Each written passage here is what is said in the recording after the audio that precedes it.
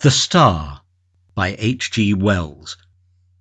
Narrated by Peter Walters.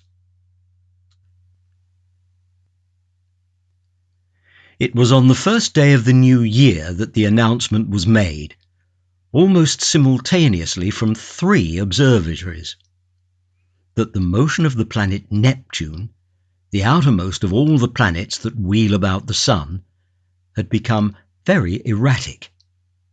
Ogilvy had already called attention to a suspected retardation in its velocity in December. Such a piece of news was scarcely calculated to interest a world the greater portion of whose inhabitants were unaware of the existence of the planet Neptune, nor outside the astronomical profession did the subsequent discovery of a faint, remote speck of light in the region of the perturbed planet cause any very great excitement. Scientific people, however, found the intelligence remarkable enough, even before it became known that the new body was rapidly growing larger and brighter, that its motion was quite different from the orderly progress of the planets, and that the deflection of Neptune and its satellite was becoming now of an unprecedented kind.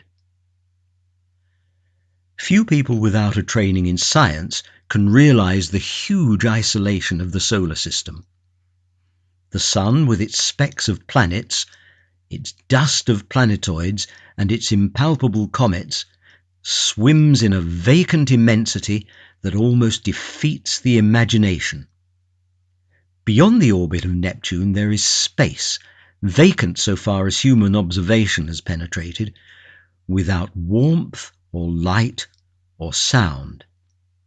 Blank emptiness, for 20 million times a million miles. That is the smallest estimate of the distance to be traversed before the very nearest of the stars is attained. And saving a few comets, more unsubstantial than the thinnest flame, no matter had ever to human knowledge crossed this gulf of space, until early in the 20th century this strange wanderer appeared. A vast mass of matter it was, bulky, heavy, rushing without warning out of the black mystery of the sky into the radiance of the Sun. By the second day it was clearly visible to any decent instrument, as a speck with a barely sensible diameter, in the constellation Leo, near Regulus. In a little while an opera glass could attain it. On the 3rd day of the new year, the newspaper readers of 2 hemispheres were made aware for the first time of the real importance of this unusual apparition in the heavens. "A planetary collision," one London newspaper headed the news, and proclaimed Duchesne's opinion that this strange new planet would probably collide with Neptune. The leader writers enlarged upon the topic, so that in most of the capitals of the world on January the 3rd there was an expectation, however vague, of some imminent phenomenon in the sky.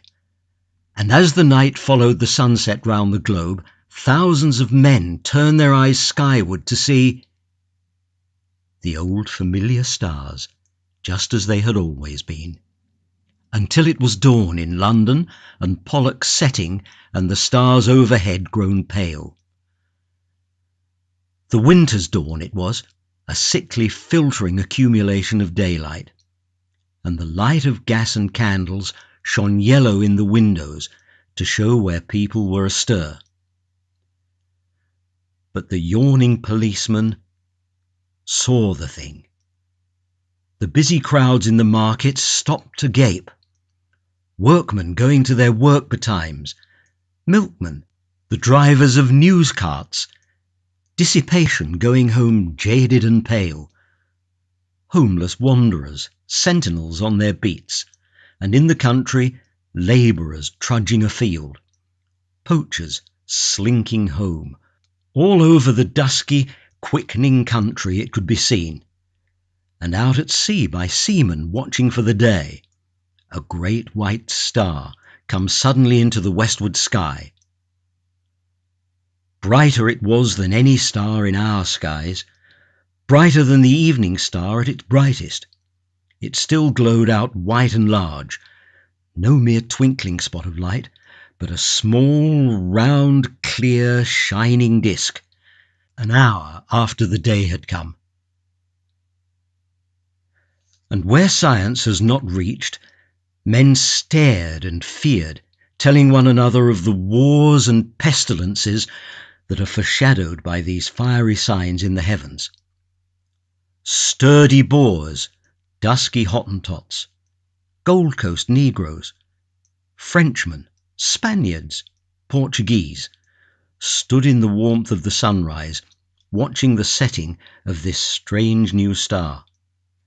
And in 100 observatories there had been suppressed excitement, rising almost to shouting pitch, as the two remote bodies had rushed together, and a hurrying to and fro to gather photographic apparatus and spectroscope, and this appliance and that, to record this novel, astonishing sight, the destruction of a world.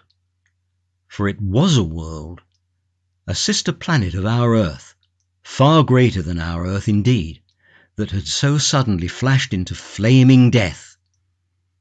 Neptune, it was, had been struck, fairly and squarely, by the strange planet from outer space, and the heat of the concussion had incontinently turned two solid globes into one vast mass of incandescence. Round the world that day, 2 hours before the dawn, went the pallid great white star, fading only as it sank westward, and the sun mounted above it. Everywhere men marvelled at it, but of all those who saw it, none could have marvelled more than those sailors, habitual watchers of the stars, who far away at sea had heard nothing of its advent, and saw it now rise like a pygmy moon, and climb zenithward, and hang overhead, and sink westward with the passing of the night. And when next it rose over Europe, everywhere were crowds of watchers on hilly slopes, on house roofs, in open spaces, staring eastward for the rising of the great new star. It rose with a white glow in front of it, like the glare of a white fire.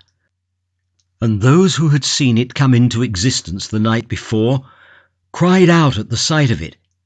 "It is larger," they cried. "It is brighter." And indeed the moon, a quarter full, and sinking in the west, was in its apparent size beyond comparison. But scarcely in all its breadth had it as much brightness now as the little circle of the strange new star. "It is brighter," cried the people clustering in the streets. But in the dim observatories the watchers held their breath and peered at one another. "It is nearer," they said. "Nearer." And voice after voice repeated, "It is nearer." And the clicking telegraph took that up, and it trembled along telephone wires, and in 1,000 cities grimy compositors fingered the type. "It is nearer." Men writing in offices, struck with a strange realization, flung down their pens. Men talking in 1,000 places suddenly came upon a grotesque possibility in those words. It is nearer.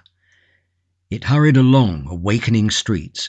It was shouted down the frost-stilled ways of quiet villages. Who had read these things from the throbbing tape stood in yellow-lit doorways shouting the news to passers-by. "It is nearer." Pretty women, flushed and glittering, heard the news told jestingly between the dances, and feigned an intelligent interest they did not feel. Nearer, indeed. How curious! How very, very clever people must be to find out things like that. Lonely tramps faring through the winter night murmured those words to comfort themselves, looking skyward. "It has need to be nearer, for the night's as cold as charity. Don't see much warmth from it if it is nearer all the same." "What is a new star to me?" cried the weeping woman kneeling beside her dead. The schoolboy, rising early for his examination work, puzzled it out for himself, with the great white star shining broad and bright through the frost flowers of his window. "Centrifugal, centripetal," he said, with his chin on his fist. "Stop a planet in its flight, rob it of its centrifugal force. What then? Centripetal has it, and down it falls into the sun. And this. Do we come in the way, I wonder?"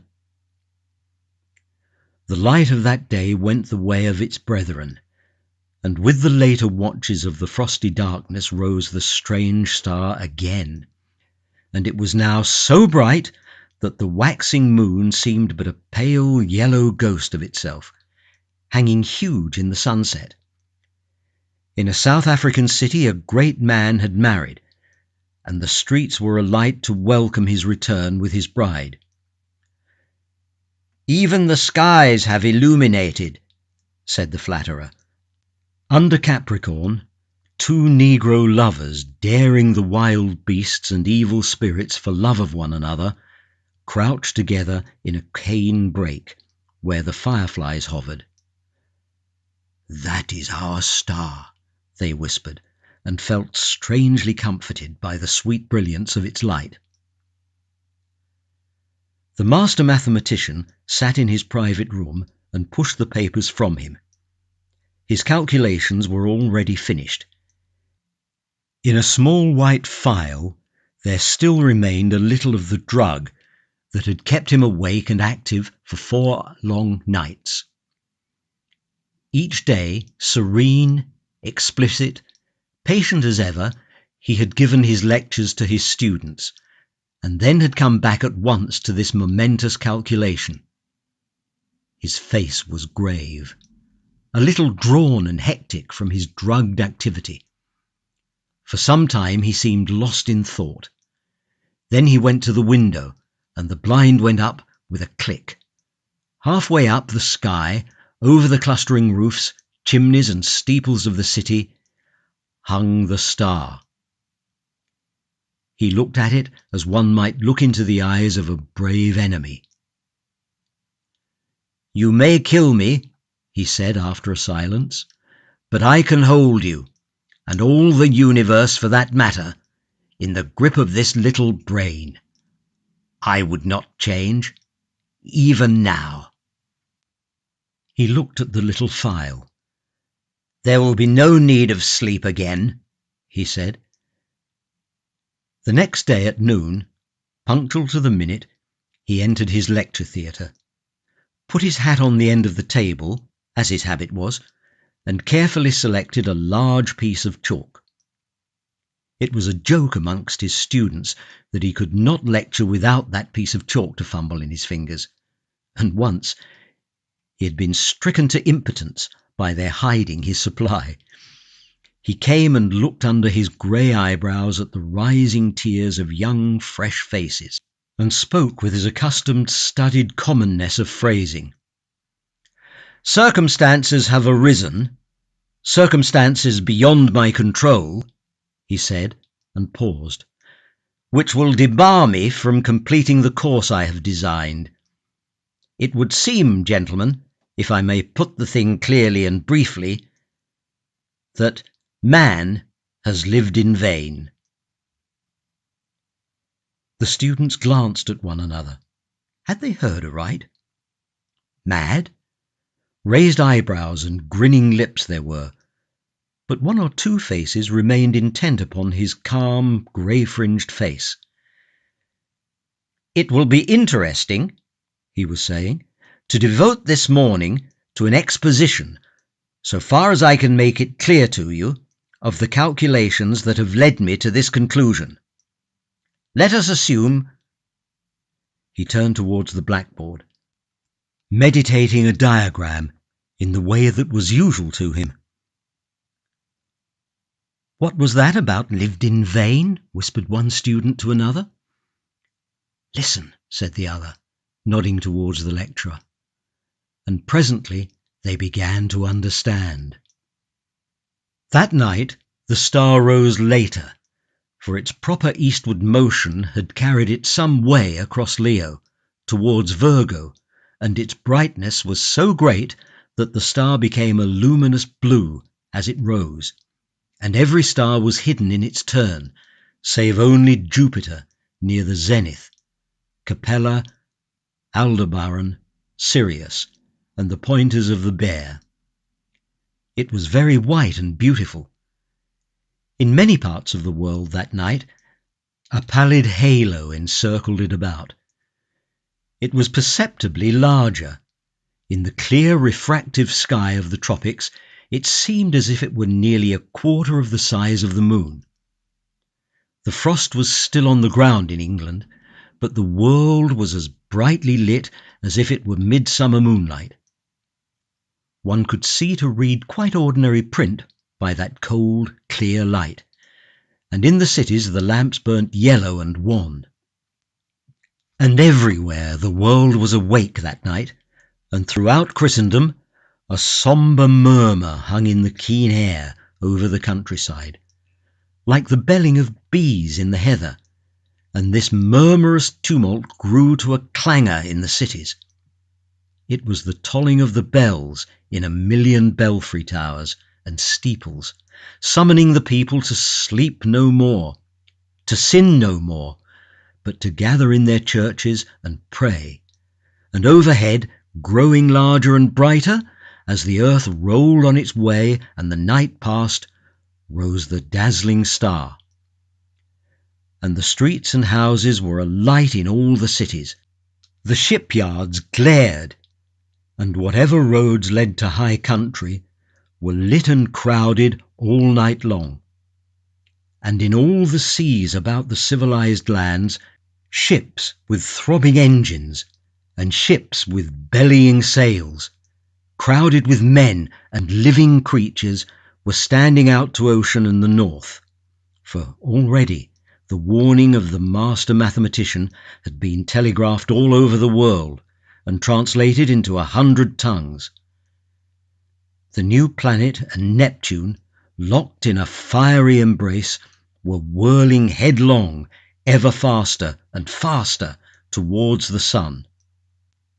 Already, every second, this blazing mass flew 100 miles, and every second its terrific velocity increased.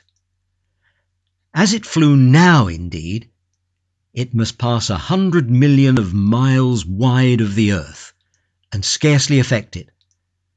But near its destined path, as yet only slightly perturbed, spun the mighty planet Jupiter, and his moons sweeping splendid round the sun.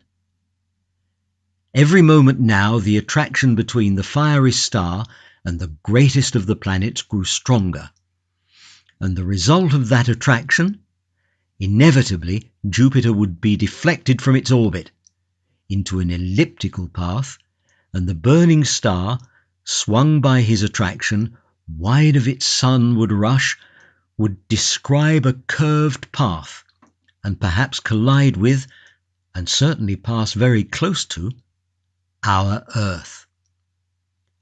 Earthquakes, volcanic outbreaks, cyclones, sea waves, floods, and a steady rise in temperature, to I know not what limit. So prophesied the master mathematician. And overhead, to carry out his words, lonely and cold and livid, blazed the star of the coming doom. To many who stared at it that night, until their eyes ached, it seemed that it was visibly approaching. And that night, too, the weather changed, and the frost that had gripped all Central Europe and France and England softened towards a thaw. But you must not imagine, because I have spoken of people praying through the night, and people going aboard ships, and people fleeing towards mountainous country, that the whole world was already in a terror because of the star. As a matter of fact, use and wont still ruled the world, and save for the talk of idle moments and the splendour of the night, 9 human beings out of 10 were still busy at their common occupations. In all the cities and shops, save one here and there, opened and closed at their proper hours. The doctor and the undertaker plied their trades. The workers gathered in the factories. Soldiers drilled. Scholars studied. Lovers sought one another. Thieves lurked and fled.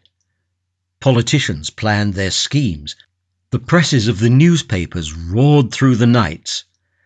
And many a priest of this church and that would not open his holy building to further what he considered a foolish panic. The newspapers insisted on the lesson of the year 1000. For then, too, people had anticipated the end. The star was no star, mere gas, a comet, and were it a star, it could not possibly strike the earth. There was no precedent for such a thing. Common sense was sturdy everywhere, scornful, jesting, a little inclined to persecute the obdurate fearful. That night, at 7:15 by Greenwich time, the star would be at its nearest to Jupiter. Then the world would see the turn things would take. The master mathematician's grim warnings were treated by many as so much mere, elaborate self-advertisement. Common sense at last, a little heated by argument, signified its unalterable convictions by going to bed. So too, barbarism and savagery, already tired of the novelty, went about their nightly business, and save for a howling dog here and there, the beast world left the star unheeded. And yet, when at last the watchers in the European states saw the star rise, an hour later it is true, but no larger than it had been the night before, there was still plenty awake to laugh at the master mathematician, to take the danger as if it had passed. But hereafter the laughter ceased. The star grew. It grew with a terrible steadiness, hour after hour, a little larger each hour, a little nearer the midnight zenith, and brighter until it had turned into a second day. Had it come straight to the earth instead of in a curved path, had it lost no velocity to Jupiter, it must have leapt the intervening gulf in a day. But as it was, it took 5 days altogether to come by our planet. The next night it had become a third of the size of the moon before it set to English eyes. And the thaw was assured. It rose over America near the size of the moon, but blinding white to look at, and hot, and a breath of hot wind blew now, with its rising and gathering strength, and in Virginia and Brazil and down to St. Lawrence Valley it shone intermittently, through a driving reek of thunderclouds, flickering violet lightning, and hail unprecedented. In Manitoba was a thaw and devastating floods, and upon all the mountains of the earth the snow and ice began to melt that night, and all the rivers coming out of the high country flowed thick and turbid, and soon in their upper reaches, with swirling trees and the body of beasts and men, they rose steadily in the ghostly brilliance, and came trickling over their banks at last behind the flying population of their valleys. And along the coast of Argentina and up the South Atlantic, the tides were higher than they'd ever been in the memory of man, and the storms drove the waters, in many cases scores of miles inland, drowning whole cities, and so great grew the heat during the night that the rising of the sun was like the coming of a shadow.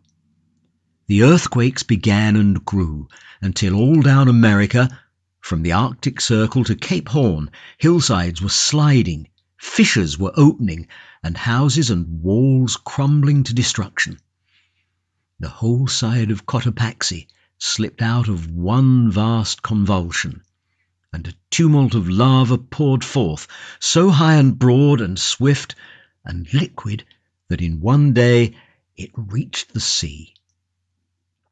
So the star, with the wan moon in its wake, marched across the Pacific, trailed the thunderstorms like the hem of a robe, and the growing tidal wave that toiled behind it, frothing and eager, poured over island and island and swept them clear of men, until that wave came at last in a blinding light, and with the breath of a furnace, swift and terrible it came, a wall of water 50 feet high, roaring hungrily upon the long coasts of Asia, and swept inland across the plains of China.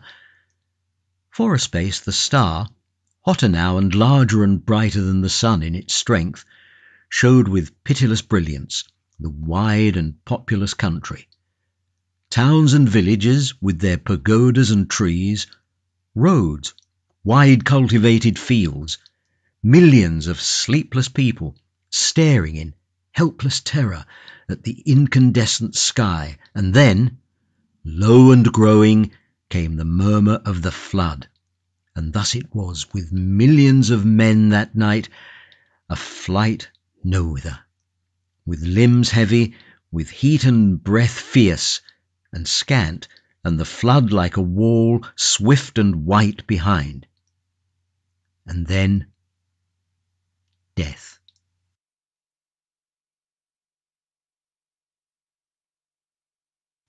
China was lit glowing and white, but over Japan and Java and all the islands of Eastern Asia, the great star was a ball of dull red fire, because of the steam and smoke and ashes the volcanoes were spouting forth to salute its coming. Above was the lava, hot gases and ash, and below the seething floods, and the whole earth swayed and rumbled with the earthquake shocks. Soon the immemorial snows of Tibet and the Himalaya were melting and pouring down by 10 million deepening, converging channels upon the plains of Burma and Hindustan. The tangled summits of the Indian jungles were aflame in 1,000 places, and below the hurrying waters around the stems were dark objects that still struggled freely and reflected the blood-red tongues of fire. And in a rudderless confusion a multitude of men and women fled down the broad riverways to that one last hope of men, the open sea. Larger grew the star, and larger, hotter and brighter, with a terrible swiftness now.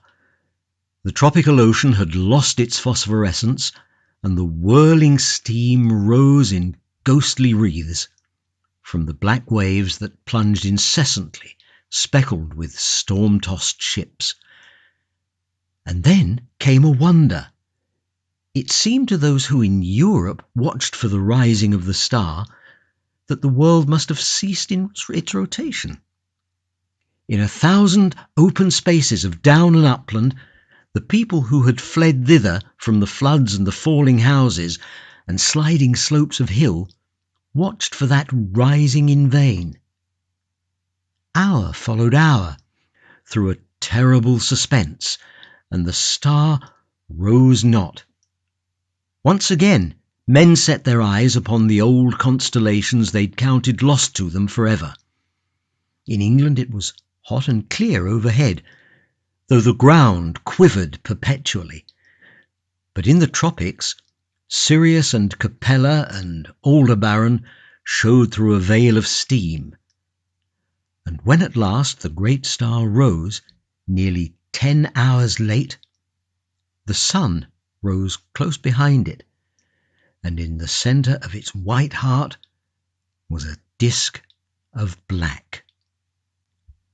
Over Asia it was the star had begun to fall behind the movement of the sky, and then suddenly, as it hung over India, its light had been veiled. All the plain of India, from the mouth of the Indus to the mouths of the Ganges, was a shallow waste of shining water that night, out of which rose temples and palaces, mounds and hills black with people.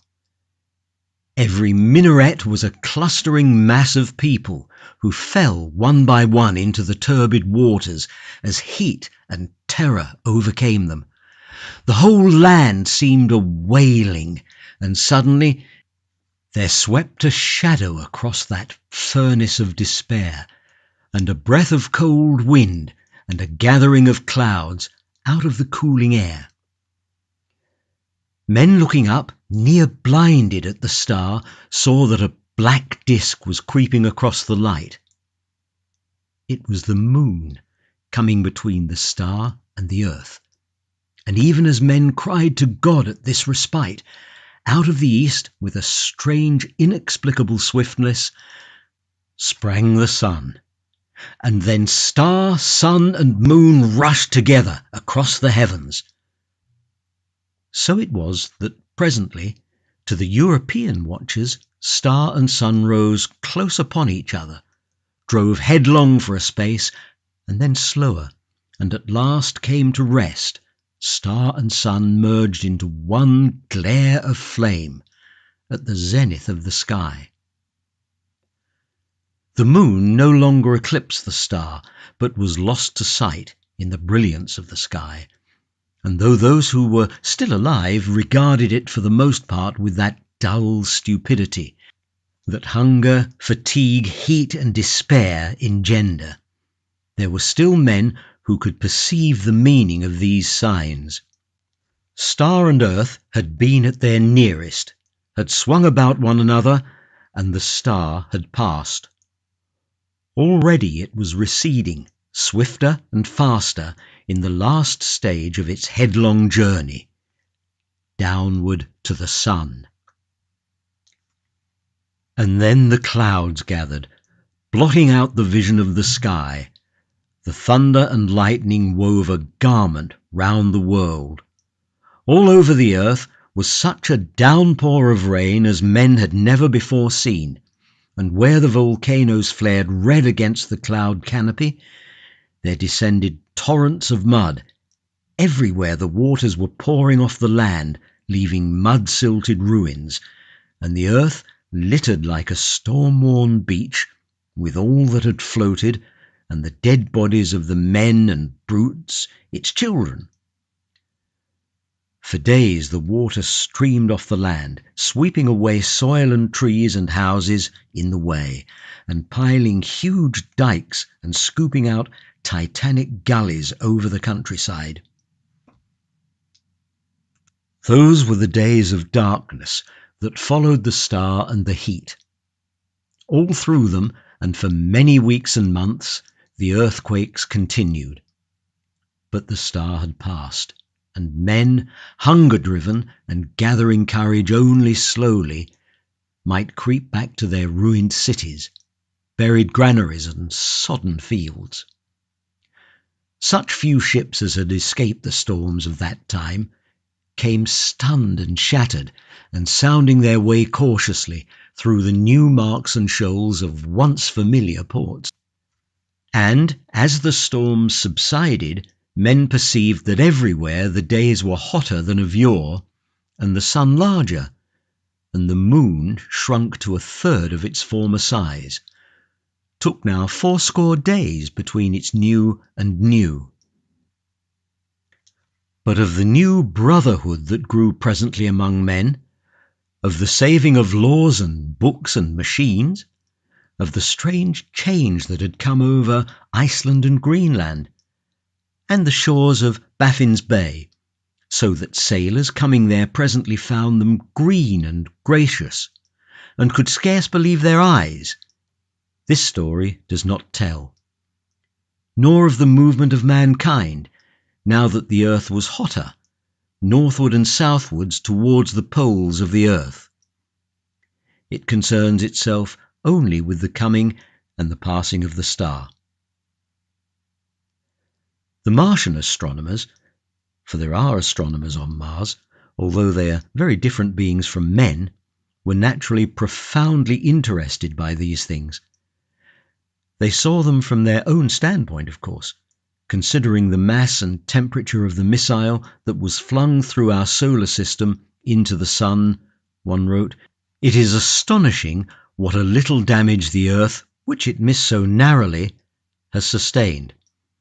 All the familiar continental markings and the masses of the seas remain intact, and indeed the only difference seems to be a shrinkage of the white discoloration, supposed to be frozen water, round either pole, which only shows how small the vastest of human catastrophes may seem at a distance of a few million miles.